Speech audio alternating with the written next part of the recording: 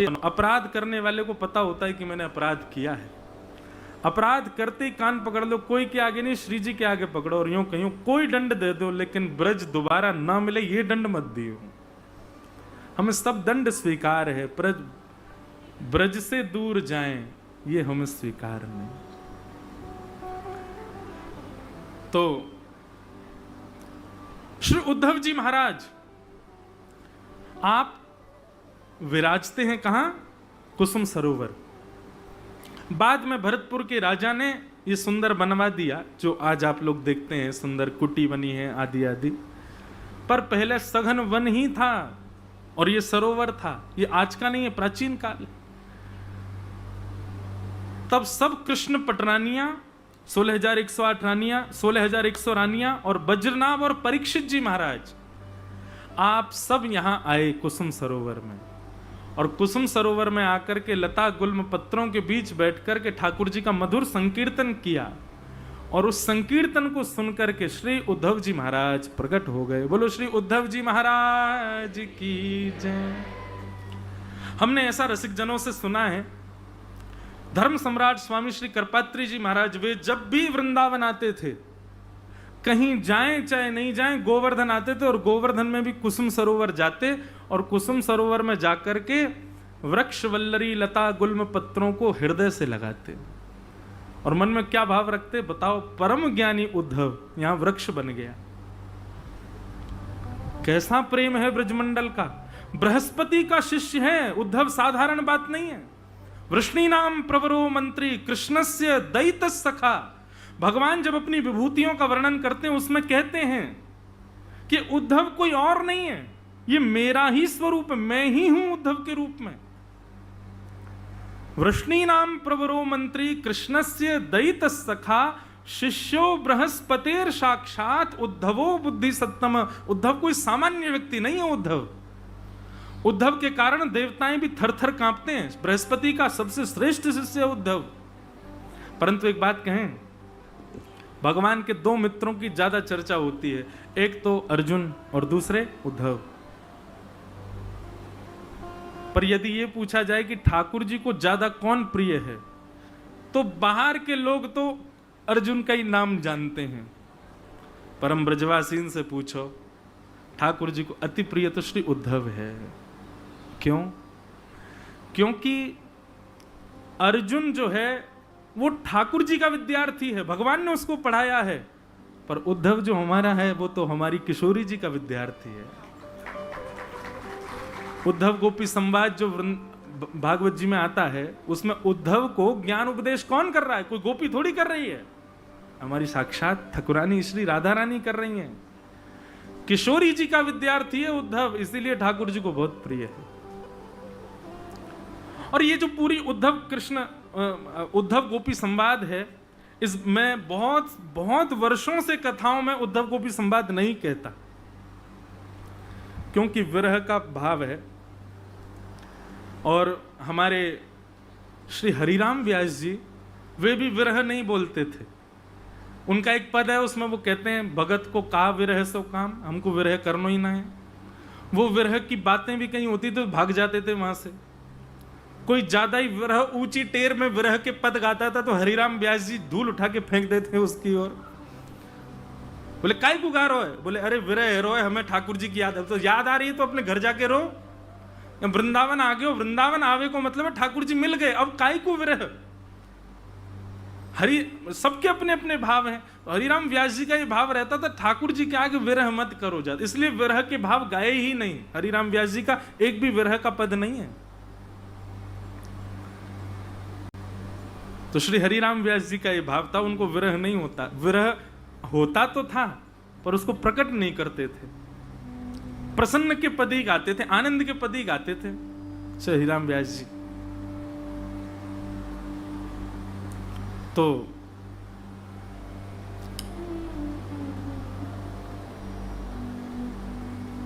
मैं निवेदन कर रहा था, पता नहीं क्या बोल रहा था, कहां पहुंच गया। इतने सारे भाव आते हैं मन में।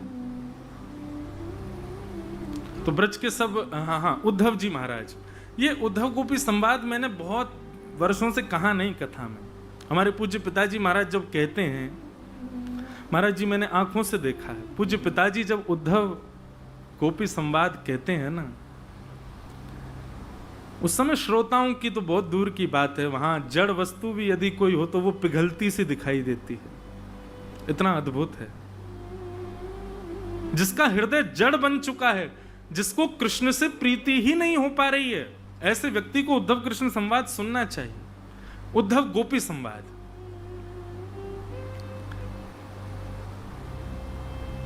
प्रयास करूंगा, यदि इस बार भाव बना श्री गिरिराज जी की तलेटी में श्री उद्धव जी और गोपियों का जो संवाद है, जैसा मूल भागवत में वर्णन है, किशोरी जी जो उद्धव को समझा रही हैं और उद्धव के जो फिर प्रश्न हैं उन पर यदि चर्चा में कर पाया, गिरिराज जी जाने, मैं कभी सोच के बैठता ही नहीं मंच पर कि क्या बोलना है, ठाकुर जी जो बुलवा दें। यदि भाव रहा तो इस बार इस कथा में आचार्य चरणों की कृपा होगी, गिरिराज जी की कृपा होगी तो कहेंगे। तो भगवान ने मथुरा ब्रज से द्वारिका जाने का मन ही तब बनाया जब उद्धव वृंदावन से वापस आ गया। जो ब्रज को एक क्षण के लिए भी नहीं छोड़ सकते, ऐसे ठाकुर जी द्वारिका में कैसे बस गए जाकर के? क्योंकि ठाकुर जी ने उद्धव को वृंदावन भेज करके वृंदावन और संपूर्ण ब्रजमंडल को उद्धव में समाहित कर लिया। और ठाकुर जी ने उद्धव का हाथ पकड़ा और ठाकुर जी के मन में भाव आया, अब चलता फिरता ब्रज मेरे साथ है, अब मैं कहीं भी जा सकता हूं। जब उद्धव ट्रेंड हो गया, तैयार हो गया, किशोरी जी और ब्रज की गोपियों ने, ब्रजवासियों ने उद्धव को प्रेम का पाठ पढ़ा दिया।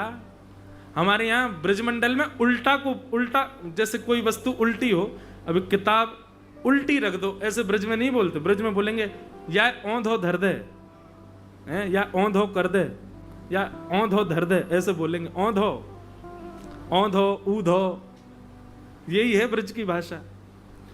नाम तो है उनका उद्धव, लेकिन जब ब्रजवासियों ने सुनी, कहा नाम भैया तेरो? बोले उद्धव। तो मधुमंगल श्री नाम बोले उद्धव ना, ऊधो है, दारी को उल्टो ही है।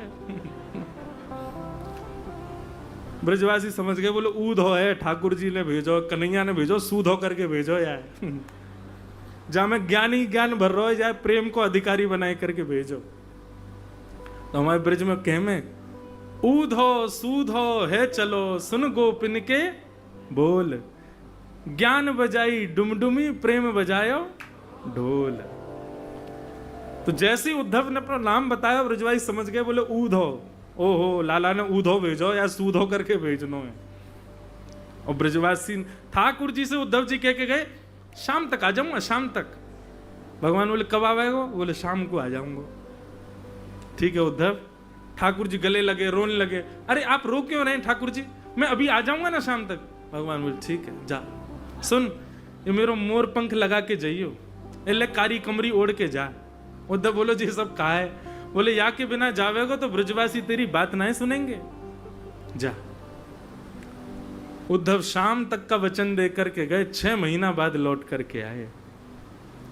और जैसे ही उद्धव आया, उद्धव की स्थिति देखते ही ठाकुर जी समझ गए कि अब चलता फिरता ब्रज मेरे सामने बैठा है, चलता फिरता वृंदावन मेरे सामने। क्यों?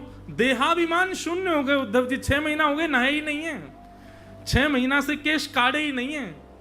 तन की स्थिति, नेत्रों की स्थिति, अंग की स्थिति ऐसी हो गई है कि कुछ भाव ही नहीं पड़ रहा है। यही तो ब्रज प्राप्त होने का असली अर्थ है।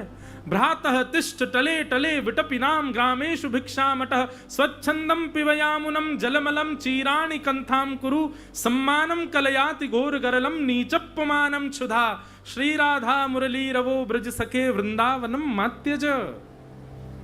वृंदावन प्राप्त करने वाले को लक्षण ये है जाए कि भैया वो फिर संसार में जैसो रहे ना व्यक्ति वैसो रह ना पावे को। आप हमारे हरिदासी वैष्णवन को देखो, गुदड़ी पहनेंगे, ब्रजरज ही लगामेंगे। ये ब्रज प्राप्त करने को लक्षण है कि आप फिर संसार के सामान्य व्यक्ति की तरह नहीं अपना निर्वहन कर पाओगे। और वही स्थिति उद्धव की हो गई। और जब उद्धव ऐसे हुए तब ठाकुर जी आगे की लीला में प्रवेश करते। हाँ, अब द्वारिका चले जाएंगे। क्यों? क्योंकि ब्रज मेरे साथ है उद्धव के रूप में। तो वही उद्धव जी महाराज यहां लता गुल्म पत्रों में श्री कुसुम सरोवर में विराजमान। जब 16,100 राजकुमारियां और वज्रनाभ ने आकर के कीर्तन किया, परीक्षित जी ने कीर्तन किया, श्री उद्धव जी महाराज प्रकट हो गए। और प्रकट होकर के कुछ कहना नहीं पड़ा उनको कि आप कथा सुना दो, नहीं, उनकी स्थिति देख करके वे समझ गए कि ये निश्चित ही सत्संग श्रवण के लिए आए हैं।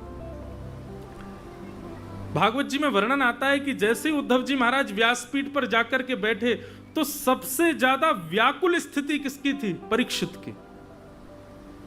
परीक्षित की सबसे ज्यादा वेदना हो रही थी। क्यों? उसको बार बार ऐसा लग रहा था अब मैं उनको सुनूंगा जिन्होंने मेरे प्राणों की रक्षा मेरे मां के गर्भ में जाके की।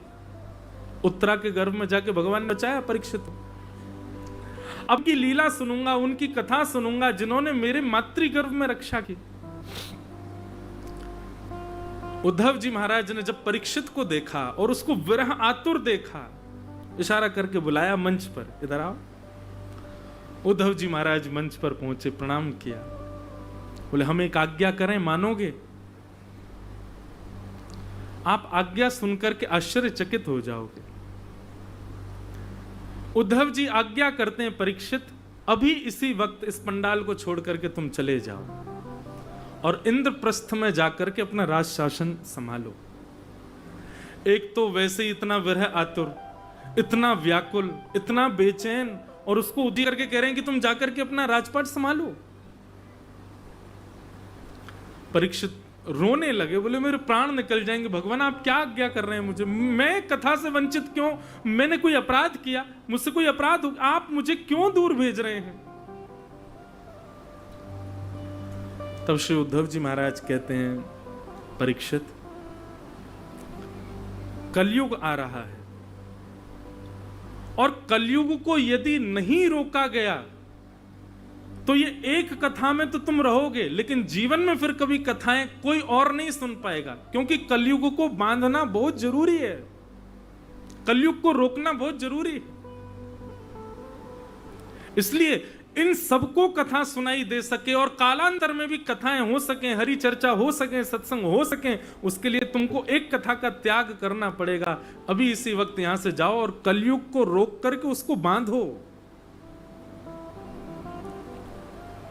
परीक्षित जी बोले, और मैं, मुझे कथा कब मिलेगी? मैं तो त्याग कर दूंगा इतने लोगों के लिए, मैं तो बांध दूंगा कलयुग को, लेकिन मुझे कथा का रस कब मिलेगा?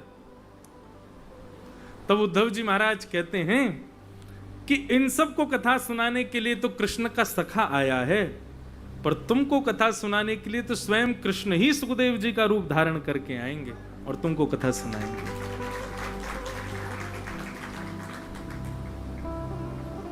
ये भाव तब आता है जब सुखदेव जी के आते ही परीक्षित की व्याकुलता दिखाई देती है, तो वहां यह बात प्रमाणित होती है कि परीक्षित पुराना प्यासा है, पहले जल दिखा करके दूर कर लिया गया है। इसका मतलब परीक्षित में जो इतनी व्याकुलता कि महाराज नाभा गोस्वामी जी भक्तमाल में कहते हैं, श्रवण रसिक कहीं सुने ना परीक्षित से, जो पान हूं करत लागी कोटि गुण प्यास है। बोले ऐसा श्रवण का रसिया तो हमने देखा ही नहीं है। बोले कैसे रसिया? बोले जो पीते भी जा रहे हैं, सुनते भी जा रहे हैं, और जितना सुन रहे हैं उतनी उनकी प्यास बढ़ और रही है। इसका मतलब क्या है? पुराना प्यासा है परीक्षित। हम जो लोग कथा सुनते हैं कि सीधे परीक्षित को श्राप लगा, सुखदेव जी आए उन्होंने कथा सुनाई, उससे पूर्व की कथा तो ये है, परीक्षित को पहले कथा से वंचित किया जा चुका था। फिर वही परीक्षित जाकर के कलयुग को 5 स्थान पर बांध देते हैं, स्वयं कलयुग पर उन पर हावी हो जाता है। वे जाकर के गंगा तट पर बैठते हैं, वहां असंख्य संत आते हैं, लेकिन कोई भी प्रमाणित उत्तर नहीं दे पाता। तब वहां कि तत्रा